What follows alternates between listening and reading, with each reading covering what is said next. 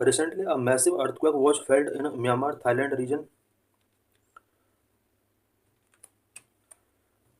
A powerful earthquake rocked Myanmar and neighboring Thailand, destroying buildings, a bridge and a dam. Myanmar and neighbouring Thailand के अंदर recently एक earthquake आया कल, जिसने buildings, bridge and dam को destroy किया है। At least 144 people were killed in Myanmar. Myanmar में अबाउट 144 पीपल इस अर्थक्वेक की वजह से किल्ड हो चुके हैं। The magnitude of this quake was 7.7। इस अर्थक्वेक का जो मैग्नीट्यूड रहा है वो 7.7 रहा है। What is earthquake? An earthquake is the sudden shaking of the earth. Earth का सडन शेकिंग अगर होता है तो ये अर्थक्वेक हो सकता है। It is a natural event. It is called due to release of energy which generate waves that travel in all direction. Earthquake एक नेचुरल इवेंट है जो कि अर्थ के अंदर से एनर्जी रिलीज होने की वजह से जनरेट होता है। और इस अर्थक्वेक की वजह से अर्थ के अंदर से कुछ वेव्स जनरेट होती हैं जो ऑल डायरेक्शन में ट्रेवल करती हैं। Location below the Earth's surface where the earthquake starts is called hypocenter, and the location directly above it on the surface of the Earth is called epicenter. Hypocenter and epicenter क्या होता है? Earthquake जहाँ से start होता है earth surface के below, वो location जहाँ पर अर्थक्वेक स्टार्ट हुआ, this is known as hypocenter. And earth surface hypocenter के जस्ट अबव अर्थ सरफेस जो रीजन होता है उसे एपिसेंटर कहा जाता है। इट मीन्स एपिसेंटर जो होता है वो अर्थ सरफेस के अपर वाला पार्ट होता है, जबकि हाइपोसेंटर जो होता है वो अर्थ सरफेस के अंडर वाला पार्ट होता है, जहाँ से ये वेव्स स्टार्ट होती हैं।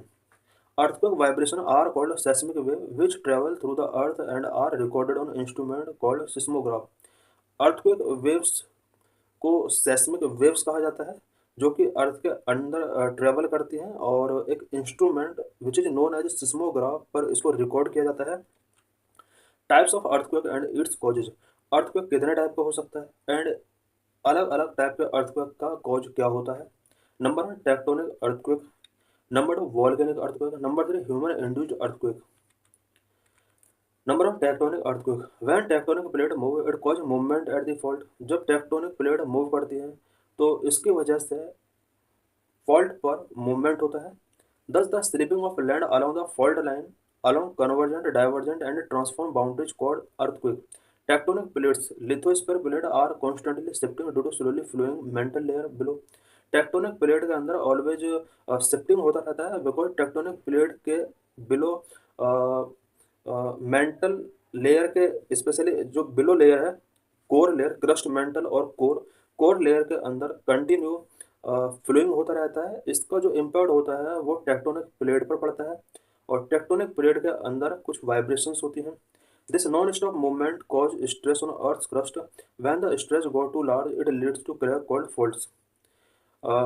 मेंटल के बिलो रीजन में, इट मीन्स जो जहाँ पर लावा फ्लो हो रहा है उस रीजन के अंदर बहुत ओवरफ्लोइंग होने की वजह से टेक्टोनिक प्लेट पर असर पड़ता है, और ये जो नॉन स्टॉप मूवमेंट हो रहा है लावा का, इससे अर्थ के ऊपर क्रस्ट में एक स्ट्रेस पैदा होता है, और ये स्ट्रेस जब बहुत ज़्यादा लार्ज होता है तो इससे क्रैक, जिसे हम फॉल्ट कहते हैं, वो जनरेट होते हैं। तो इस तरह के जो अर्थक्वेक होता है ना, टेक्टोनिक अर्थक्वेक बोला जाता है। Number 2 volcanic earthquake. Volcanic earthquake are confined to areas of active volcano. Volcanic earthquake उन्हीं एरियाज तक लिमिट है जहाँ पर एक्टिव वॉल्केनो है। Earthquake produce by stress due to withdrawal of magma are called volcano earthquake. Magma के withdrawal की वजह से जो अर्थ पर स्ट्रेस प्रोड्यूस होता है, इसके थ्रू अर्थक्वेक जनरेट होते हैं, और इस टाइप के अर्थक्वेक को वॉल्केनो अर्थक्वेक कहा जाता है। These earthquake can cause land to subside and can produce large ground crack. इस तरह के अर्थक्वेक की वजह से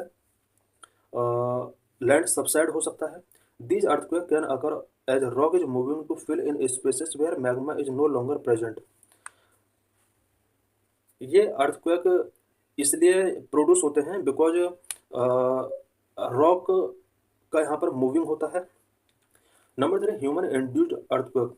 In the areas of intense mining activity, sometimes the roof of the underground mines collapse, causing minor tremors. These are called collapse earthquake. कुछ ऐसे area है जहाँ पर माइनिंग एक्टिविटी होती है। अंडरग्राउंड माइंस का जो रूफ होता है वो कोलैप्स हो जाता है, और उस कोलैप्स की वजह से माइनर ट्रिमर्स जनरेट होते हैं। These are known as collapse earthquake. Earth shaking में also occur due to the explosion of chemical और nuclear devices, such tremors are called explosion earthquake. Chemical या न्यूक्लियर डिवाइस में explosion होने की वजह से भी अर्थ शेकिंग हो सकता है। इस तरह के अर्थक्वेक को एक्सप्लोजन अर्थक्वेक कहा जा सकता है। इस तरह से यहाँ पर अर्थक्वेक थ्री टाइप के होते हैं: tectonic earthquake, volcanic earthquake and human induced earthquake. Earthquake based on the depth, depth के बेस पर अर्थक्वेक को थ्री पार्ट में डिवाइड किया जा सकता है। Earthquake are divided into three zone based on their depth which range between 0 to 700 kilometre. Depth के base पर, स्पेशली 0 से 700 किलोमीटर के बेस पर इसको थ्री कैटेगरी में डिवाइड किया जाता है। Number one, shallow earthquake. Shallow earthquake का जो डेप्थ होता है वो 0 से 70 किलोमीटर डीप होता है। इंटरमीडिएट अर्थक्वेक 70 to 300 किलोमीटर तक डीप होते हैं। डीप अर्थक्वेक, इनका जो फोकस होता है वो 300 से 700 किलोमीटर डीप हो सकता है।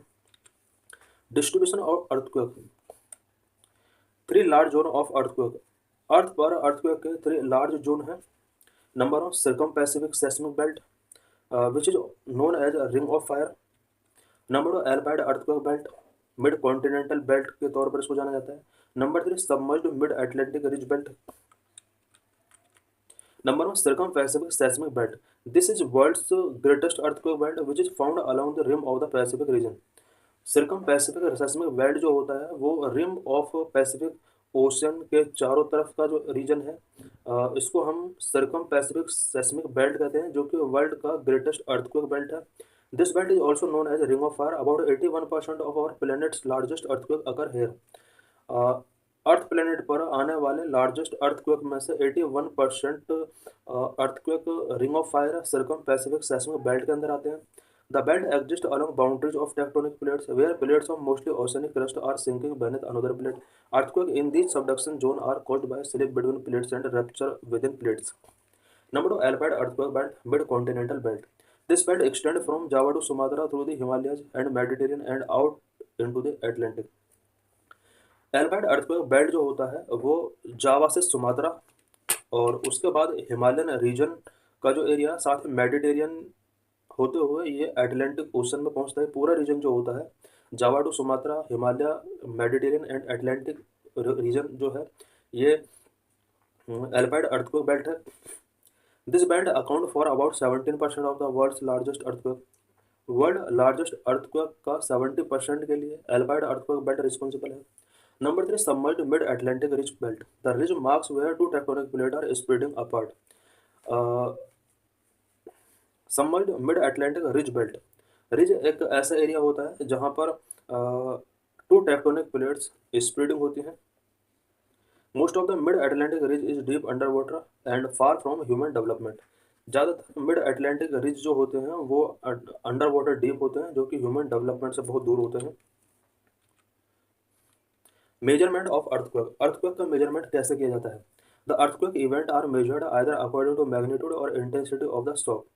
अर्थक्वेक को टू बेस पर मेजर किया सकता है, मैग्नीट्यूड के बेस पर और इंटेंसिटी ऑफ शॉक के बेस पर। The magnitude scale is known as Richter scale. The magnitude relates to the energy release during the quake. This magnitude is expressed in absolute number 0 to 10।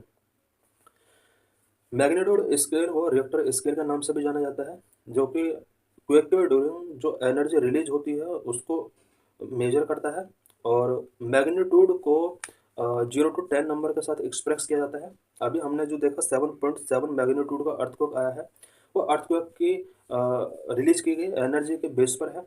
The intensity scale is named after Mercalli, an Italian seismologist. The intensity scale measured as per the visible damage caused by the event. The range of intensity scale from 1 to 12। Intensity scale की अगर बात की जाए तो ये मेर्केली के name पर पड़ा है, जो कि एक इटालियन सिस्मोलॉजिस्ट हुआ करता था। इंटेंसिटी स्केल पर जो मेजरमेंट किया जाता है वो विजिबल डैमेज के बेस पर किया जाता है, यानी अर्थक्वेक के ड्यूरिंग जो डैमेज हुआ है उस डैमेज के बेस पर इंटेंसिटी स्केल यहाँ पर फिक्स किया जाता है। इंटेंसिटी स्केलिंग जो होता है इस पर 1 to 12 तक नंबर होते हैं, जबकि मैग्नीट्यूड का अगर बात की जाए तो इसका जो स्केलिंग होता है वो 0 to 10 तक होता है। Scientists can determine the time, location, and intensity of the earthquake from the information recorded by seismograph. Scientists seismograph के थ्रू earthquake का time, location, and intensity वो determine कर सकते हैं. This record also provide information about the rock the seismic waves travel through. seismometer के through scientist किस rock के through earthquake start हुआ एंड सेस्मिक वेव्स किस तरह से ट्रेवल की, ये सभी इंफॉर्मेशन सिस्मोमीटर के थ्रू साइंटिस्ट फाइंड आउट कर सकते हैं. Seismic wave, earthquake wave. Waves of energy caused by earthquake और an explosion are called seismic waves. यहाँ पर ये सेस्मिक वेव्स की डेफिनेशन है.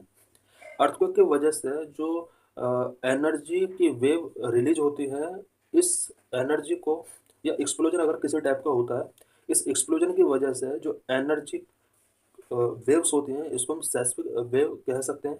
दे are recorded on seismograph. Seismograph पर इन एनर्जी वेव्स को रिकॉर्ड किया जाता है.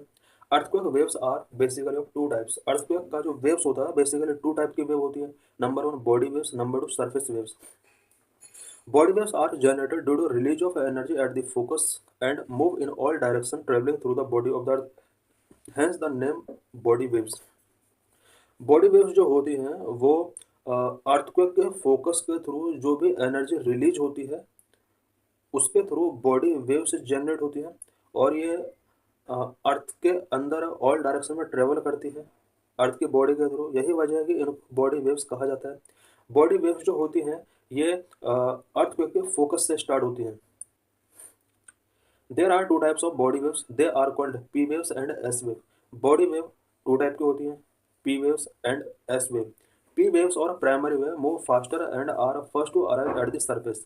पी वेव जिन्हें प्राइमरी वेव्स कह सकते हैं, ये फास्टर मूव करती हैं और सबसे पहले अर्थ सरफेस पर पहुंचती हैं. P waves are similar to sound wave. They travel through gases, liquid and soil material. P waves जो होती हैं वो साउंड वेव के सिमिलर होती हैं बिकॉज ये जिस तरह से sound wave gases, liquid and solid material के थ्रू ट्रेवल कर सकता है, उसी तरह से पी वेव भी solid, liquid and gas material के थ्रू पास आउट हो सकती हैं. सेकेंड एस वेव और secondary wave arrive at the surface with some time lag. कुछ टाइम लैग के बाद ये एस वेव सरफेस पर पहुंचती हैं. S wave can travel only through solid material. S wave जो होती हैं वो सिर्फ सॉलिड मटेरियल के थ्रू ही ट्रांसफर हो सकते हैं, ट्रेवल कर सकते हैं. Number 2 surface wave. The body waves interact with the surface rock and generate a new set of waves called surface wave. जितनी भी बॉडी वेव्स होती हैं वो सरफेस रॉक पर इंटरेक्ट करती हैं. इंटरेक्ट करने के बाद वहाँ से new set of waves generate होता है जिसको हम सरफेस वेव कह सकते हैं. These waves move along the surface which are the last to report on seismograph. ये जो वेव होती हैं सिस्मोग्राफ पर इनको रिकॉर्ड किया जाता है.